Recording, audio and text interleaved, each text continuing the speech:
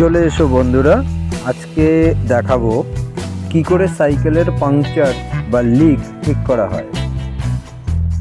প্রথমে পুরনো টিউব থেকে যে জায়গায় তাপ্পি মারা হবে সেই জায়গা থেকে বড় সাইজের একটা টুকরো কেটে নেওয়া হয়, চারপাশ ঠিকঠাক ট্রিম করে ছেঁটে একটা শেপ দেওয়া হয়।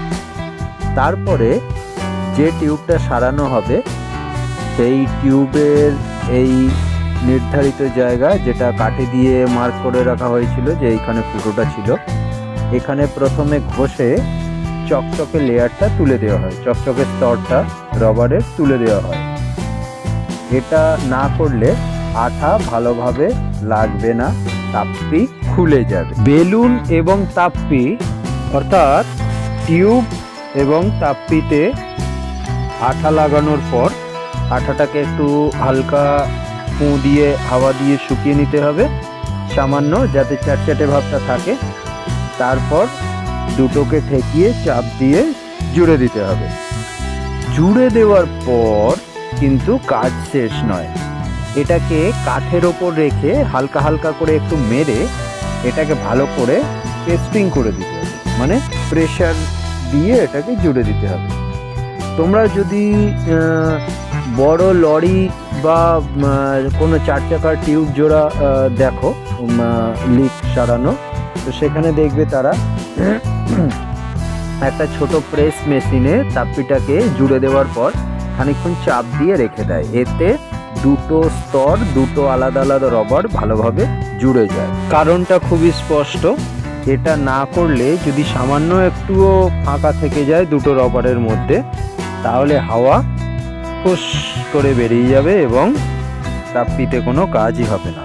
সেই জন্য জুড়ে দেওয়ার পর সমস্ত তল রবারের, দুটো সারফেস রবারের যাতে ভালোভাবে একে অপরের সাথে চেপতে লেগে থাকে, জুড়ে যায়, সেই জন্য পুরো সারফেস বরাবর একটু চাপ প্রদান করা হয়।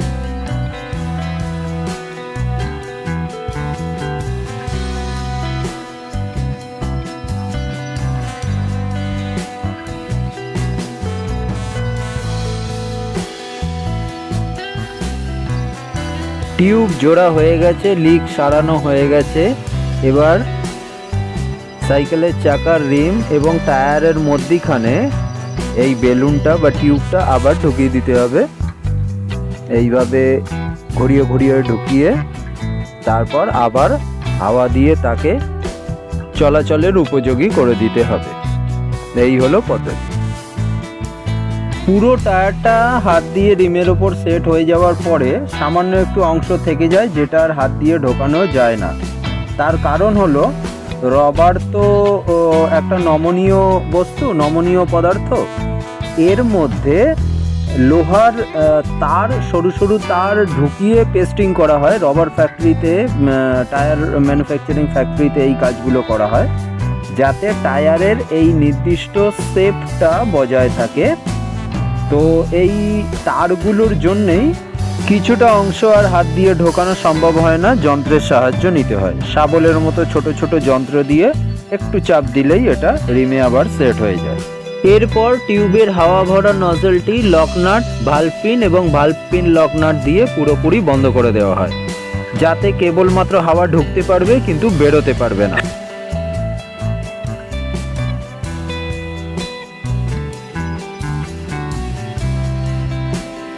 লিক সারানোর পরে যেটা দেখাবো সেটা হলো গজা হ্যান্ডেল ঠিক করা। হ্যান্ডেলটা গজছে মানে ঢিলা হয়ে গেছে, একে কি করে টাইট দিতে হয়।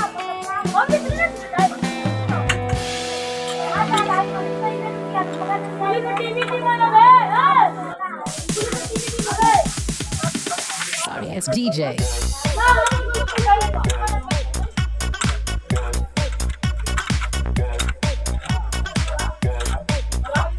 মনে হচ্ছে চেষ্টা কেটে গেছে, চেষ্টা কেটে গেছে, বুঝে চেষ্টা কেটে গেছে। আর তেল ঢেলে দিয়ে তারা দেখছি, तेल डालने पैंच थोड़ी कटवे। गजब, कहाँ कहाँ से आ जाते हो बंगाल में।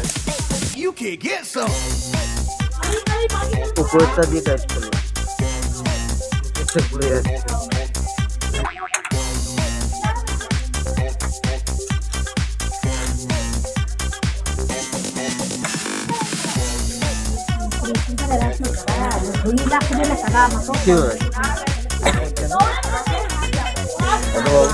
আজকের জন্য এইটুকুই।